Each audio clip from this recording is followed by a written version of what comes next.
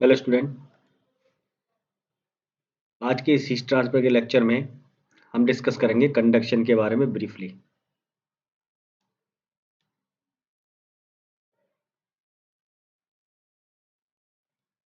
Conduction conduction exact में क्या क्या चीज़ें होती हैं कंडक्शन में। तो कंडक्शन में हमें पता है कि जो आपकी जो फोरियर्स लॉ है, ठीक है, आपके पास आया था फोरियर्स लॉ। फोरियर्स लॉ आपके पास आया था Q is equal to minus of K A D T over D X. ये आपके पास फोरियर्स लॉ आया था, ठीक है। तो जो आपका फोरियर्स लॉ है, ठीक है, ये आपका क्या है, एक एक्सपेरिमेंटल लॉ है।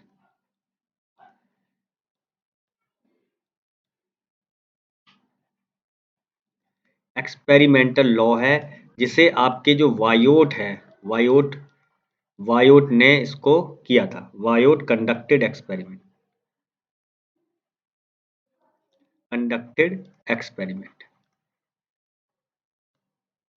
एक्सपेरिमेंट, ठीक है। तो इसको आपको वायोट ने ये एक्सपेरिमेंट किया था, ठीक है। अब क्या है, ठीक है, अब देखते हैं। अब फोरियर्स लॉ जो हमने ड्राइव किया, तो उस फोरियर्स लॉ को ड्राइव करने के लिए हमें मेन जो इंपॉर्टेंट थिंग्स है वो आपकी है assumption,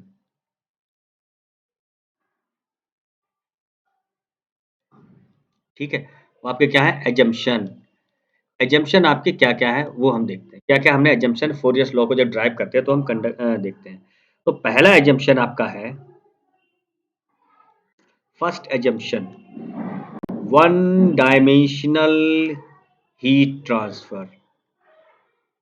one dimensional heat transfer, ठीक है। मतलब आपका जो हीट ट्रांसफर क्या है, वन डायमेंशनल में है, ठीक। अब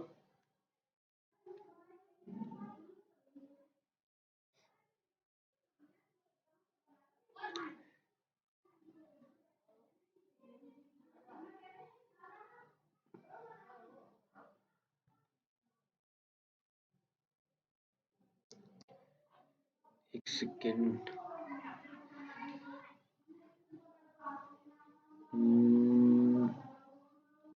डिलीट।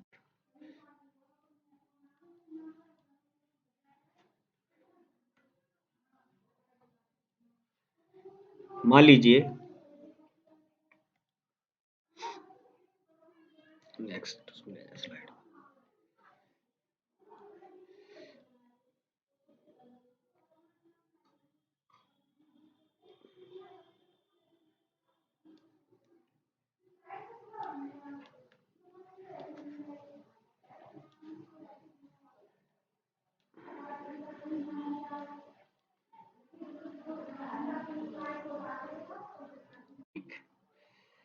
ये ये जो आपकी थिकनेस है ये आपकी dx है,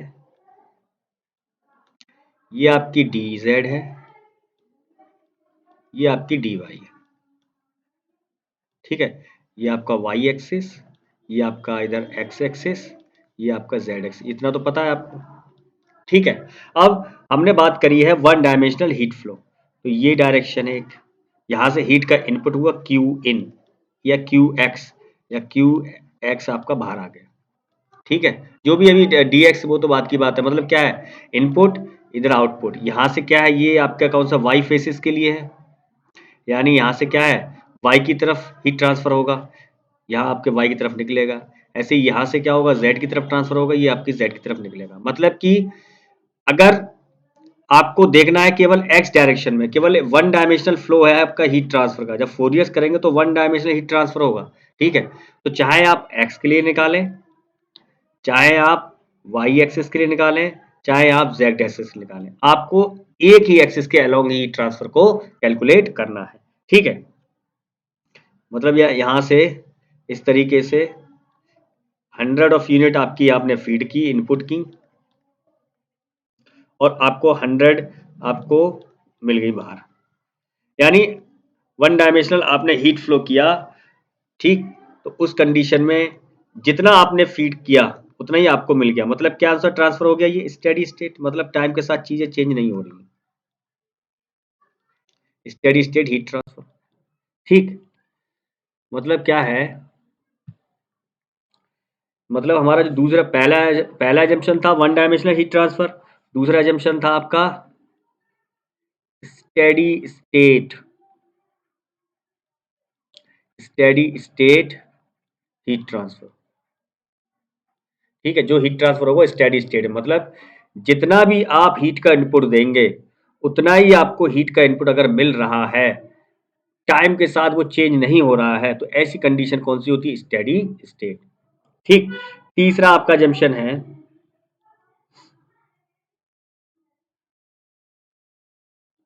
द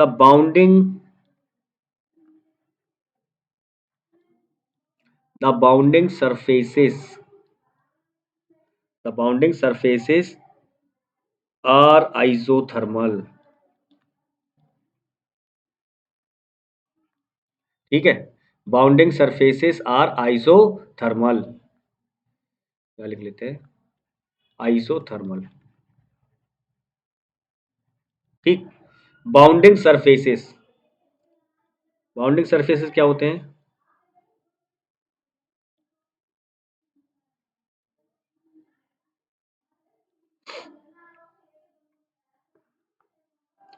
मान लीजिए आपका 100 डिग्री सेल्सियस है, या आपका 80 डिग्री सेल्सियस है, मान लेते हैं। ठीक है, मतलब क्या है, इसका मतलब ये नहीं कि ये दोनों इक्विलिब्रियम में आ जाएंगे, थर्मल इक्विलिब्रियम, ये मतलब नहीं है। मतलब ये एक बाउंडिंग, ये जो है और ये जो है, ये आपकी क्या है? बाउंडिंग सरफेस है। कौन से हैं? बाउंडिंग सरफेस है। तो इन बाउंडिंग सरफेस का जो टेम्परेचर है वो आपका कांस्टेंट रहना चाहिए। ठीक है, आप कुछ भी इसमें फीड कर रहे हैं, कोई कितना भी हीट ट्रांसफर आप कर रहे हैं, तो वो हीट ट्रांसफर से इसके टेम्परेचर पर कोई इफेक्टेड नहीं होना चाहिए। ऐसे कंडीशन को हम बोलते हैं बाउंडिंग सरफेसेस। ठीक, ऐसे सरफेस को हम क्या बोलेंगे? Bounding surfaces. देखते हैं क्या होता है आगे इसमें बाउंडिंग सरफेसेस में। मान लीजिए आपके पास एक स्लैब है इस तरीके से। ठीक, ये आपका था 100 डिग्री सेल्सियस, ये आपका 80 डिग्री सेल्सियस, ये आपका 60 डिग्री सेल्सियस, ये और ये बाउंडिंग सरफेस है। ठीक है, इसके लिए, स्लैब के लिए, या इस ऑब्जेक्ट के लिए, या इस बॉडी के लिए, ये आपके क्या है? बाउंडिंग सरफेसेस हैं। तो मान लीजिए आप इसमें कुछ भी 500 यूनिट हीट ट्रांसफर कर रहे हैं। ठीक है, तो ये 500 यहाँ जाएगा, ये 500 यहाँ जाएगा, मतलब आपको फाइनली 500 मिल जाएगा, और 500 यूनिट आपको मिल जाएगा। यानी कि किसी भी प्रकार से आप अगर हीट ट्रांसफर में कर रहे हैं, तो उस हीट ट्रांसफर की वजह से ये जो बाउंडिंग सरफेस है, इसके टेम्परेचर में कोई भी चेंजेस नहीं आने चाहिए, तभी वह सरफेस आपका आइसोथर्मल कहलाएगा।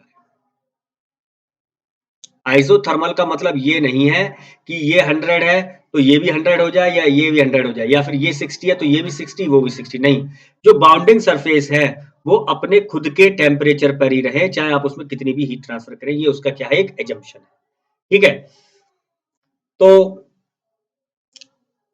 फोर्थ आपका एजम्पशन है, फोर्थ आप एजम्पशन इसमें लेंगे होमोजीनियस मटेरियल। Homogeneous material. ठीक है, whenever we whenever we in heat transfer whenever we talk in heat transfer, ठीक है, अगर जब भी हम हीट ट्रांसफर की बात करते हैं और वहां पे एक टर्म आ जाए होमोजीनियस मटेरियल, तो उसका सीधा सा मतलब यह है कि जो डेंसिटी है वो आपकी कांस्टेंट है।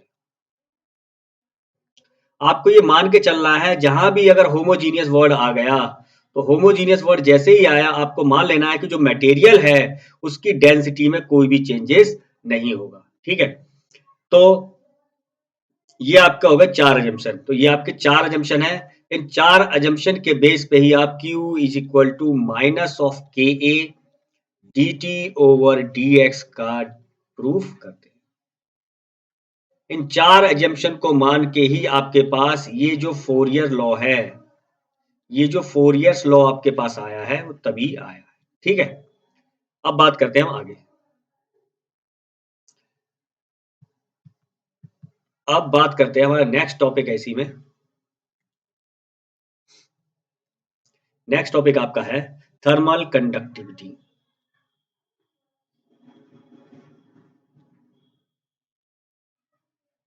थर्मल, एक सेकेंड, थर्मल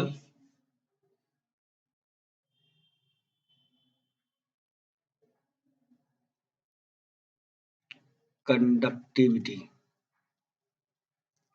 अब बात करेंगे थर्मल कंडक्टिविटी क्या है। हमने प्रीवियस लेक्चर में बताया था आपको कि हम अभी डीपली डिस्कस करेंगे कि थर्मल कंडक्टिविटी क्या है।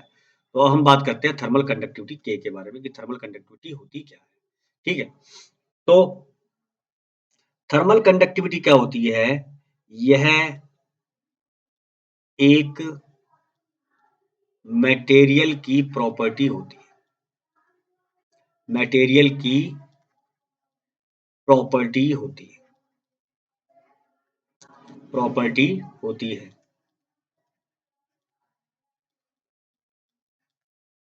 जो हमें यह बताती है, जो हमें यह बताती है कि मटेरियल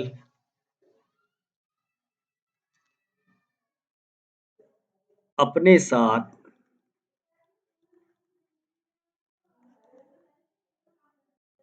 कितना फास्टली हीट को ट्रांसफर करेगा, हीट को ट्रांसफर करेगा।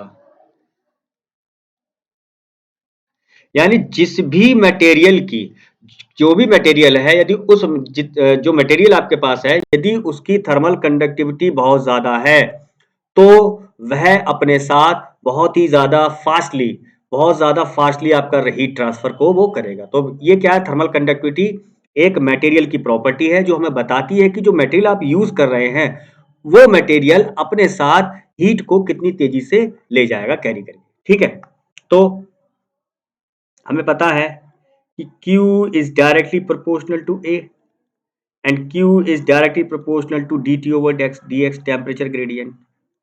ठीक है, अब देखते हैं हम इसमें क्या है। अब देखिएगा आप लोग, अब यानी कि यहां से हमारे पास K की जो यूनिट आ गई थी वो क्या आई थी? वॉट पर मीटर डिग्री सेल्सियस, और आपके पास आ गई थी वॉट पर मीटर इंटू केल्विन। ये आपके पास यूनिट आ गई थी। ठीक है, तो मान लीजिए आपके पास दो मटेरियल है डिफरेंट डिफरेंट।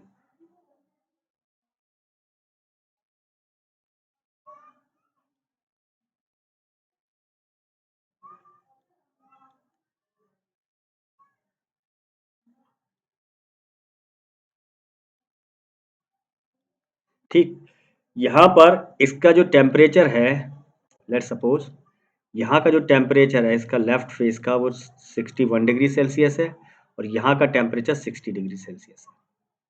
इसकी जो थिकनेस है वो आपकी 1 मीटर है। ठीक है, 1 मीटर है सभी दिशाओं में, मान लो 1 मीटर। ये भी आपका 1 मीटर। ठीक, अब क्या कर रहे हैं, आपने यहाँ पर हीट को ट्रांसफर करना है। ये आपका हीट बाहर आएगा, दूसरा फैन ले लेते हैं। यहाँ से आप क्या कर रहे हैं? क्यू ट्रांसफर कर रहे हैं, क्यू कंडक्शन हो रहा है। ऐसे ही यहाँ पर क्या है, इस मटेरियल, ये पहला मटेरियल है आपके पास, ये दूसरा मटेरियल है। यहाँ भी इसका लेफ्ट फेस का टेम्परेचर 61, यहाँ पर आपका 60 degree Celsius. Same things, same material है, मतलब डिफरेंट मटेरियल है लेकिन उसकी जो थिकनेस है वो आपकी अलग अलग है। इसमें क्या है, जो आपका क्यू कंडक्शन आ रहा है वो आपका 100 डिग्री सेल्सियस है मान लो, और इसमें जो क्यू कंडक्शन की वैल्यू 5 है। ठीक है, दो डिफरेंट मटेरियल है, आपने क्या लिए? टू डिफरेंट मटेरियल ले लिए। टू मटेरियल आपके क्या है, जो आपके क्या है, डिफरेंट ले लिए। तो यहां से आप देखेंगे कि जो Q है, ठीक है, minus of K A D T over D x, temperature drop आपका माइनस के, एरिया आपका 1 है। ठीक है, ये भी आपका 1 डिग्री सेल्सियस आ जाएगा। तो क्यू किसके बराबर आ जाएगा? क्यू आपके पास के बराबर आ जाएगा। क्यू आपके पास किसके बराबर आ गया? क्यू इज इक्वल टू के बराबर आ गया। ये भी आपके थर्मल कंडक्ट, ये आपका जब निकालेंगे यहाँ से 60 - 61 तो क्या आएगा? 1 डिग्री सेल्सियस प्लस हो जाएगा यहाँ पर। ठीक है, तो यहाँ से हमें पता लग गया क्यू इज इक्वल टू के बराबर आ गया। अब देखते हैं, तो हम क्या जानते हैं, तो हमें यहाँ से क्या कंक्लूजन निकला? तो यहाँ से हमारे पास क्या है? क्यू आ गया आपके पास के बराबर। जब आपका एरिया आपने 1 मीटर स्क्वायर लिया और आपने जो टेम्परेचर डिफरेंस है आपके पास 1 डिग्री सेल्सियस का है, या 1 डिग्री या 1 केल्विन के बराबर है। ठीक है, तो मतलब क्या है, यदि हमारे पास दो अलग अलग मटेरियल है, उन दोनों मटेरियल का 1 मीटर स्क्वायर एरिया है, उनमें टेम्परेचर डिफरेंस भी 1 डिग्री सेल्सियस का है, तो उस केस में जो रेट ऑफ हीट ट्रांसफर है वो कंडक्टिविटी के बराबर आ जाएगा। ठीक है, तो मतलब क्या है, यहाँ पर जो यहाँ से क्या प्रूफ हो गया कि जो के है आपका, के रिप्रेजेंट, यहाँ से के क्या करेगा? K represent ability, K represent ability of medium, ability of medium to transfer heat, to transfer heat. यानी के क्या बताएगा? कि मटेरियल की एबिलिटी टू ट्रांसफर हीट। यहां से हम प्रूफ कर दिया हमने। ठीक है, तो मतलब कि पहले केस में आप देखेंगे, पहले केस में जो के है, के वैल्यू है, पहले केस में जो आपके पास है के वैल्यू क्यू के बराबर आ गई तो 100 है। दूसरे केस में के वैल्यू किसके बराबर है? 5 के बराबर है। तो जो पहला मटेरियल की थर्मल कंडक्टिविटी ज्यादा है, उसका रेट ऑफ हीट ट्रांसफर ज्यादा होगा। तो मतलब कि ए मीडियम, जिस मीडियम की थर्मल कंडक्टिविटी ज्यादा होगी वह मटेरियल उतनी ही तेजी से हीट को ट्रांसफर करेगा। तो यहां लिख लेते हैं, a medium, a medium having a medium having higher thermal conductivity, higher thermal conductivity, conductivity transfer heat in faster manner।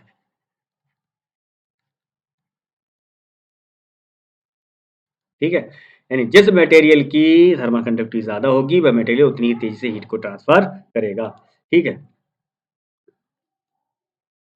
जैसे आपका मान लीजिए जो थर्मल कंडक्टिविटी है, मान लो आयरन, एक आपके पास वाटर है। ठीक है, ये आयरन है, ये वाटर है। तो आयरन की जो थर्मल कंडक्टिविटी होती है वो होती है 80.6 वाट पर मीटर इंटू कैलविन, और वाटर की थर्मल कंडक्टिविटी होती है 0.608 वाट मीटर इंटू कैलविन। तो मतलब क्या है, जो आयरन है वह अपने साथ ज्यादा तेजी से हीट को ट्रांसफर करेगा विद रिस्पेक्ट टू वाटर, क्योंकि वाटर की थर्मल कंडक्टिविटी कम होती है। और सी की वैल्यू क्या है इसकी? 0.45। जो हीट कैपेसिटी है उसकी वैल्यू आयरन की कितनी होती है? किलोजूल केजी इंटू कैलविन, और इसकी हीट कैपेसिटी कितनी होती है? 4.18 किलोजूल पर केजी इंटू कैलविन। ये हीट कैपेसिटी है आयरन की, ये हीट कैपेसिटी है वाटर की। यानी कि ये आपकी क्या है, अगर कोई आपसे पूछे कि ये स्पेसिफिक हीट है, तो स्पेसिफिक हीट क्या बताती है? स्पेसिफिक हीट बताती है कि मटेरियल की एबिलिटी टू स्टोर हीट, यानी कि जो स्पेसिफिक हीट है आपकी, बहुत इंपॉर्टेंट पॉइंट है, specific heat represent specific heat represent ability of the material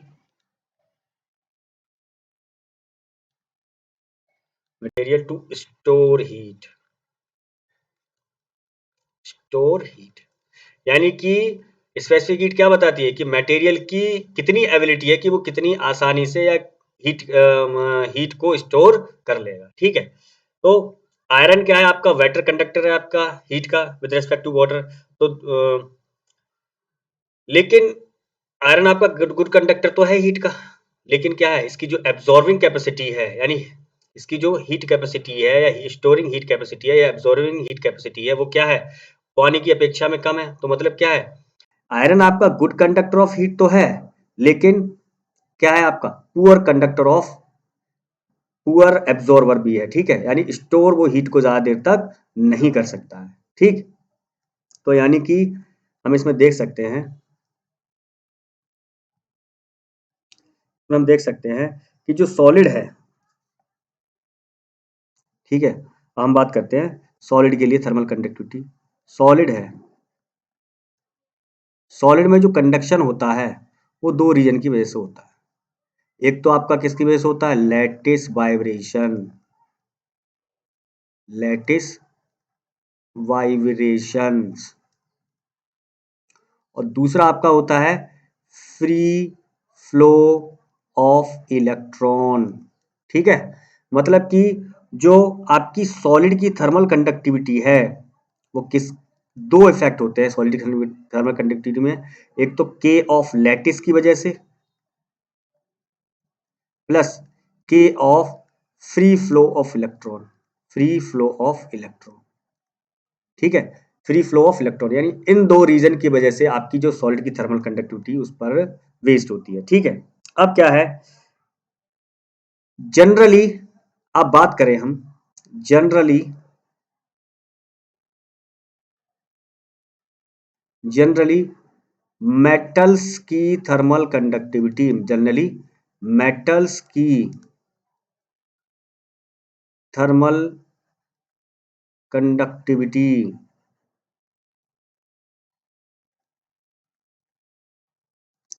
non metal से ज्यादा होती है। जनरली नॉन मेटल से ज्यादा होती है, नॉन मेटल से ज्यादा होती है जनरली। ठीक है, लेकिन अब क्या है, अब हम क्या देखते हैं, अब हम देखते हैं सॉलिड में, सॉलिड मतलब कि हम बात करेंगे मेटल्स की भी, सॉलिड मतलब मेटल्स में, मेटल्स में हम बात करेंगे टेम्परेचर इफेक्ट की, मतलब हम टेम्परेचर इंक्रीज कर रहे हैं तो सॉलिड की थर्मल कंडक्टिविटी पर क्या फर्क पड़ेगा।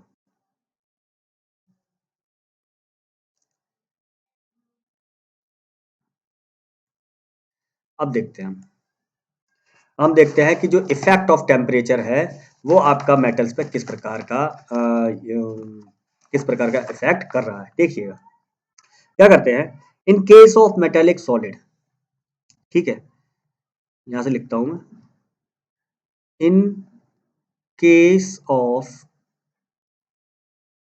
Metallic solid, in case of metallic solid, in case of metallic solid with with increase in temperature, with increase in temperature, lattice vibration, lattice vibration increase। ठीक है, लैटिस वाइब्रेशन इंक्रीज होंगे तो generally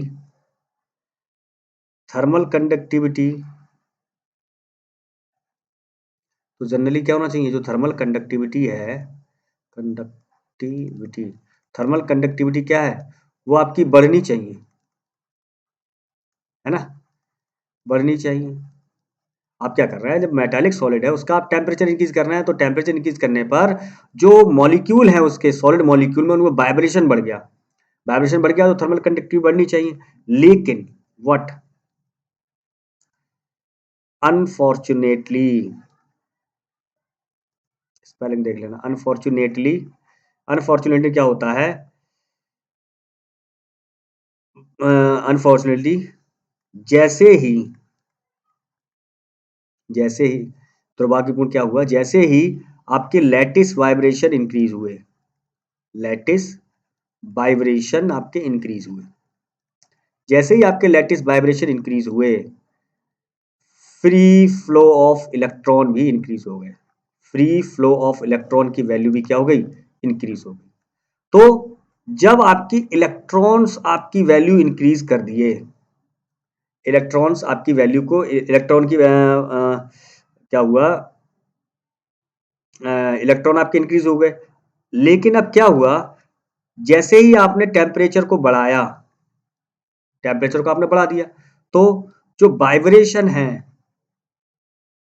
vibrations हैं वो आपके increase हो गए। तो जो वाइब्रेशन के इंक्रीज होने की वजह से क्या है, जो इलेक्ट्रॉन का फ्लो वे है, उनका बहने का जो गुण है, उनको क्या करेंगे, जो लैटिस है वो रोक देंगे। लैटिस क्या करेंगे, ऑब्स्ट्रक्ट करेंगे। ठीक है, क्या करेंगे उसके, वो क्या करेंगे, उसको ऑब्स्ट्रक्ट करेंगे। मतलब क्या हुआ, जो वाइब्रेशन की वजह से जो लैटिस क्या करते हैं, लैटिस क्या करेंगे, लैटिस क्या करेंगे, जो इलेक्ट्रॉन का फ्लो है उसे अवरुद्ध कर देंगे, उसे अवरुद्ध करेंगे। जिसकी वजह से क्या है कि जो आपका इलेक्ट्रॉन की वजह से हीट ट्रांसफर होना चाहिए, उसमें क्या आ जाती है, कमी आ जाती है।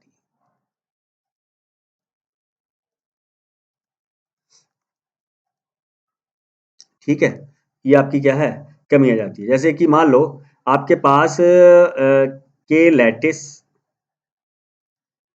है आपके पास यहाँ पर, और प्लस आपके पास के ऑफ इलेक्ट्रॉन्स है, ये ओवरऑल के आपके पास है। ठीक है, अब क्या हुआ, स्टार्टिंग में टेम्परेचर 50 डिग्री सेल्सियस था, तो यहाँ पर 70 आपके पास हो रहे थे मॉलिक्यूल आए, और इलेक्ट्रॉनिक वजह से जो हीट ट्रांसफर हो रहा था वो 90 हो रहा था, टोटल हो गया 20 सॉरी। अब आपने टेम्परेचर इंक्रीज कर दिया, मान लो 100 डिग्री सेल्सियस कर दिया आपने टेम्परेचर, तो लैटिस तो आपके मान लो हो गए 74 या 78 जो भी है, लेकिन आपके जो मॉलिक्यूल है इलेक्ट्रॉन, उनका पाथ अवरुद्ध हो गया, वो 8 रहेगा। तो ओवरऑल जो आपकी थर्मल कंडक्टिविटी है, ओवरऑल हीट ट्रांसफर की वैल्यू आपकी कम हो गई। तो मतलब क्या है, यहाँ से हमें ये पता लगता है कि जैसे ही हम मेटालिक सॉलिड का टेम्परेचर इंक्रीज करते हैं, उसकी थर्मल कंडक्टिविटी कम हो जाती है। ठीक है, जैसे ही हम मेटालिक सॉलिड का टेम्परेचर इंक्रीज करते हैं, उसकी थर्मल कंडक्टिविटी कम हो जाती है। क्यों, क्योंकि जो इलेक्ट्रॉनों का वे है उसको क्या करते हैं, ऑब्स्ट्रक्ट करते हैं लैटिस वाइब्रेशन, इसी वजह से उसकी थर्मल कंडक्टिविटी कम हो जाती है। ठीक है, अब बात करते हैं हम नॉन मेटल। नॉन मेटल का तो आपको पता है कि नॉन मेटल्स में कोई आपके फ्री फ्लो इलेक्ट्रॉन नहीं होते हैं। तो बात करते हैं नॉन मेटल, ले लीजिएगा। जैसे आपके पास क्या है, नॉन मेटल्स की हम बात करते हैं। नॉन मेटल्स में जो आपका नॉन मेटल्स में सॉलिड है आपका, उसमें क्या है, केवल आपका लैटिस वाइब्रेशन हो, लैटिस वाइब्रेशन।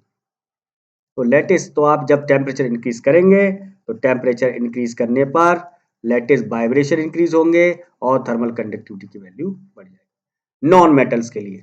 ठीक है, नॉन मेटल्स में टेम्परेचर बढ़ाने पर थर्मल कंडक्टिविटी बढ़ जाती है। ठीक है, यानी कि एक आपका रिलेशन होता है K of T at any thermal conductivity at any temperature is equal to K naught 1 plus beta T. ये आपका रिलेशन है। ये क्या है, thermal conductivity at any temperature, thermal conductivity at any temperature, thermal conductivity at 0 degree Celsius. ठीक है, अब हम देखते हैं इसमें क्या क्या चीज है। तो आपको पता है कि आपके नॉन मेटल की केस में, आपके नॉन मेटल की केस में क्या है, जो केटी वैल्यू है, अगर आपके पास नॉन मेटल केस है तो उसमें जो केटी वैल्यू वो आपकी इंक्रीज करेगी। क्यों, क्योंकि आपको ये वाली जो टर्म है वो आपको नॉन मेटल केस में पॉजिटिव मिलेगी, लेकिन जैसे ही हमने मेटल की बात की तो मेटल केस में ये वैल्यू आपको नेगेटिव मिलेगी। ठीक है, तो यहां से हमने देख लिया कि जो कंडक्टर होते हैं, a good conductor of electricity is also good conductor of heat. ठीक है, a good conductor of electricity is good conductor of heat also. ठीक है, अब जैसे एक्सेप्ट डायमंड, ठीक है, जैसे अब मान लीजिए तो डायमंड है, तो डायमंड है आपकी, उसकी थर्मल कंडक्टिविटी 2300 सबसे ज्यादा होती है, वॉट मीटर इंटू केल्विन सबसे ज्यादा होती है थर्मल कंडक्टिविटी डायमंड के केस में। ये आपका एक अपवाद है। ठीक है, ये आपका क्या है, अपवाद है। ठीक, तो कोई भी मेटल है तो आप क्या करते हैं, कोई भी मेटल है तो उस केस में क्या है, उसकी जो थर्मल कंडक्टिविटी है वो कम होती है, और नॉन मेटल केस में थर्मल कंडक्टिविटी टेम्परेचर बढ़ाने पर ज़्यादा होती है। ठीक है, तो एक्सपेरिमेंटल द्वारा ये चीज़ें प्रूफ हुई हैं कि एक्सपेरिमेंट द्वारा ये चीज़ प्रूफ हुई है कि जो थर्मल कंडक्टिविटी ऑफ लिक्विड है वो आपकी डायरेक्टली प्रोपोर्शनल होती है डेंसिटी की पावर 4/3 लिक्विड के केस में। ठीक है, तो यहाँ पर हम देखते हैं कि अब यहाँ पर हम देखेंगे कि जो टेम्परेचर इंक्रीज करने पर, ठीक है, अगर आप टेम्परेचर इंक्रीज करेंगे तो किसी भी फ्लूइड की डेंसिटी डिक्रीज होगी। फ्लूइड की जो आपकी गैसेस है, लिक्विड है, उसकी डेंसिटी डिक्रीज होगी। ठीक है, तो उस केस में क्या है, डेंसिटी डिक्रीज होगी तो क्या है, जो थर्मल कंडक्टिविटी है वो आपकी क्या होगी, ऑब्वियसली डिक्रीज होगी। ठीक है, तो गैस लिक्विड के केस में thermal conductivity is directly proportional to density की पावर 4/3, और यदि आप टेम्परेचर इंक्रीज करते हैं लिक्विड का तो आपको पता है उसकी डेंसिटी डिक्रीज होती है। अब जब डेंसिटी डिक्रीज हो जाएगी तो डायरेक्टली प्रोपोर्शनल है तो उसकी कंडक्टिविटी भी डिक्रीज हो जाएगी। ठीक है, तो आपको पता है कि लिक्विड और गैसेस के केस में, लिक्विड और गैसेस के केस में जो कंडक्टिविटी होती है वो किसकी वजह से होती है, मॉलिक्यूलर कोलिजन। मॉलिक्यूलर कोलिजन, इसकी वजह से आपकी कंडक्टिविटी होती है। ठीक है,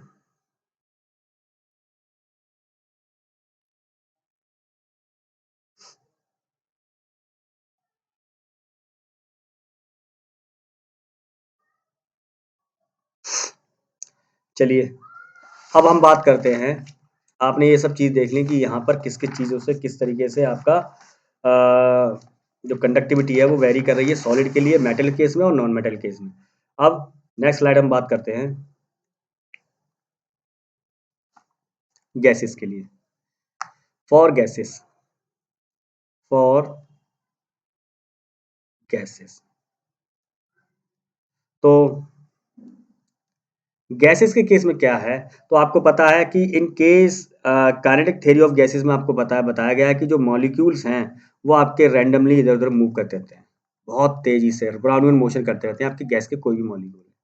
तो गैस के जो मॉलिक्यूल है, जब आप इसका टेम्परेचर इंक्रीज करते हैं तो टेम्परेचर इंक्रीज करेंगे तो जो मॉलिक्यूलर जो कोलिजन है वो इंक्रीज हो जाएगा। मॉलिक्यूलर कोलिजन आपका इंक्रीज हो जाएगा। जब मॉलिक्यूलर कोलिजन इंक्रीज हुआ तो टेम्परेचर इंक्रीज करने पर आपकी डेंसिटी तो डिक्रीज होगी लेकिन आपका जो कंडक्टिविटी है वो इंक्रीज हो जाएगी। ठीक है, लेकिन उसका मैग्नीट्यूड कम होगा विद रिस्पेक्ट टू लिक्विड, ये तो अलग चीज है ही। ठीक है, तो आप क्या करेंगे, जैसे ही टेम्परेचर आपने बढ़ाया, देखा आपने कोई गैस एयर का टेम्परेचर जैसे बढ़ाएंगे उसके मॉलिक्यूल टू एंड फ्रो इधर उधर मूव करेंगे बहुत तेज से, उनमें आपस में मॉलिक्यूल में कोलिजन बढ़ जाएगा। डेंसिटी तो कम होगी लेकिन जब कोलिजन बढ़ेगा तो क्या है, उनकी थर्मल कंडक्टिविटी इंक्रीज हो जाएगी। ठीक है, जैसे कि K is directly inversely proportional to under root of m molecular wait.